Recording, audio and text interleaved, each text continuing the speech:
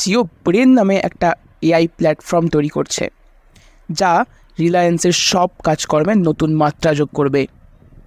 আমার মনে হয় এই ধরনের উদ্যোগ শুধু রিলায়েন্স নয়, পুরো ইন্ডাস্ট্রির জন্য একটা গেম চেঞ্জার হতে পারে। এমনকি তারা জামনগরে গিগাওয়াট স্কেলের এআই রেডি ডেটা সেন্টার তৈরি করতে চায়, আর যার শক্তি উৎসের জন্য রিলায়েন্স তৈরি করছে বিশ্বের সবচেয়ে বড় বায়ো এনার্জি সেন্টার। মনে হচ্ছে রিলায়েন্স শুধু ব্যবসার দিকেই নয়, পরিবেশের দিকেও নজর দিচ্ছে।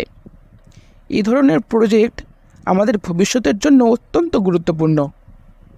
তেল আর কয়লার উপর নির্ভর করে আর কতদিন চলবে? কম কার্বন এনার্জির দিকে যাওয়াই এখন মূল লক্ষ্য হওয়া উচিত।